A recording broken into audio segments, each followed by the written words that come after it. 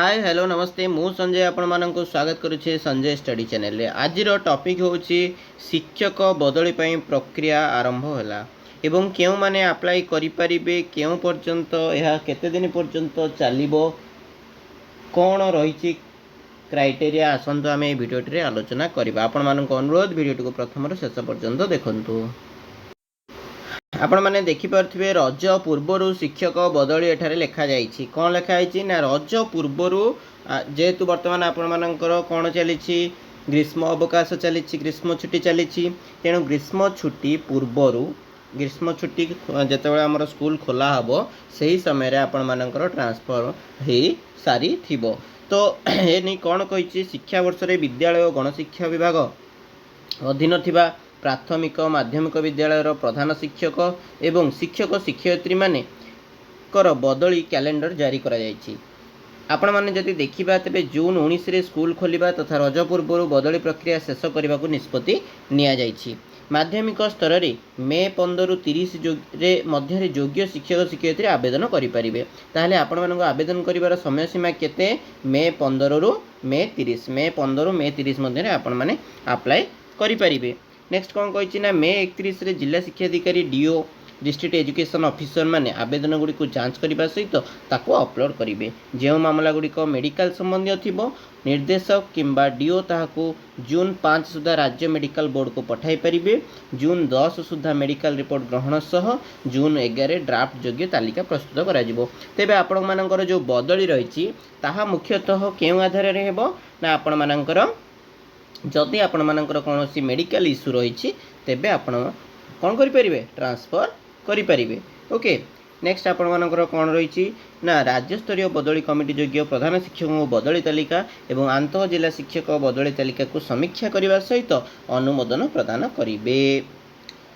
योग्य शिक्षक शिक्षयित्री मानू बदली तालिका जिला स्तरीय कमिटी को अनुमोदन 13 तारीख में पठाଯିबो से दिन ही बदली निर्देश प्रकाश पाइब अर्थात आपण मानकर जून 13 रे ही आपण मानकर प्रकाश पाइजिवो प्राथमिक और माध्यमिक स्तर वर्तमान आम देखिए माध्यमिक शिक्षा कौन रही ना आवश्यकता अनुजाई अधिक किंबा कम थिबा शिक्षक शिक्षयित्री तालिका मे 31 सुधा प्रस्तुत हेबो एवं जून 15 सुधा डीओ माने बदली प्रस्ताव पर तालिका प्रस्तुत करेंगे। जून 25 सुधा बदली प्रस्ताव समीक्षा सह अनुमोदन करा जिवो। तो प्रथमे आपण मानकर प्राथमिक विद्यालय हो ठीक अच्छे प्राथमिक विद्यालय प्रथमे आपण मानकर ट्रांसफरटा हो देन आपण मानकर सेकेंड रे आसीबो माध्यमिक विद्यालय। जून 25 सुधा बदली प्रस्ताव समीक्षा सह अनुमोदन करेंगे। जून 30 रे बदली निर्देश जारी करने को गणशिक्षा विभाग पक्षर कहा जायछि। जून अर्थात आपण मानकर खरा छुट्टी पूर्वर ही प्राथमिक शिक्षक शिक्षयित्री माने एवं प्रधान शिक्षक शिक्षयित्री मानकर बदली कर दिया जिवो किंतु माध्यमिक शिक्षार जो टीचर माने रहिले से मानकर जून लास्ट आड़ के अर्थात जून 30 सुधा आपण मानकर कौन करा जिवो ना बदली तालिकाटी प्रकाश पाइब। से अनुरूप भाव प्राथमिक विद्यालय स्तर में मे 15 रु 30 मध्य आवेदन जून 3 रे प्रस्तावित बीओ मान डीओ पठाइबे एवं जून 5 सुधा पठाଯିव। जून 9 रे प्राथमिक शिक्षा निर्देशक अनुमोदन करेंगे। जून 11 ओसेपा वेबसाइट रे बदली तालिका और निर्देश प्रकाश पाइब। जून 13 सुधा शिक्षक माने कार्य जोग देबे। सेहीपरि मे 17 सुधा जिलार केउं स्थान अधिक एवं नियंटिया परिस्थिति रही डीओ माने ओसेपा को अवगत कराइबे। जोठी आपण मानकर अधिक शिक्षक रही निश्चित भाव में से बदली कर दिज्व जोटि कि आपण मानकर कम संख्यार शिक्षक रही गोटे गोटे स्कूल से आपण मानक बदली कर दिज्व। ओके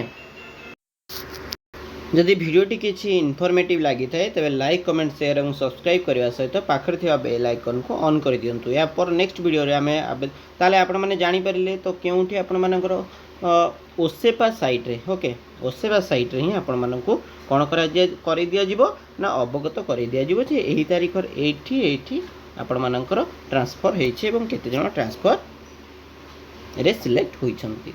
विशेष करिकि आपण मानकर जो ट्रांसफर टी हुए बदली करा जाए सेटा मुख्यतः मेडिकल केस 99% 100% आपण मानकु ट्रांसफर कर दिया जाए किंतु जदि अन्य कोनोसी चांस थाए तेबे बहुत कम। एवं आ गोटे आपण मानकर एमएलए एवं एमपी MP ମାନଙ୍କ ମଧ୍ୟରେ ତାଙ୍କ ହାତରେ ମଧ୍ୟ ରହିଛି ଯେ ସେମାନେ ମଧ୍ୟ ଚାହିଁଲେ ଟ୍ରାନ୍ସଫର୍ କରିପାରିବେ। ତ ଯଦି ଆପଣଙ୍କ ଚିହ୍ନା ପରିଚିତରେ କି MLA MP ଅଛନ୍ତି ତେବେ ଆପଣ ମଧ୍ୟ ତାଙ୍କ ପାଖରେ ଯାଇ କଥାବାର୍ତ୍ତା କରିଦେଲେ ସେମାନେ ଆପଣଙ୍କୁ ଟ୍ରାନ୍ସଫର୍ କରିବା ପାଇଁ ସାହାଯ୍ୟ କରିବେ। ଓକେ, ଠିକ୍ ଅଛି। Thank you for watching. यदि वीडियो टी इनफॉर्मेटिव लगी तेज लाइक कमेंट शेयर और सब्सक्राइब कर पाखे बेल आइकन ऑन कर दिखाँ। Thank you for watching.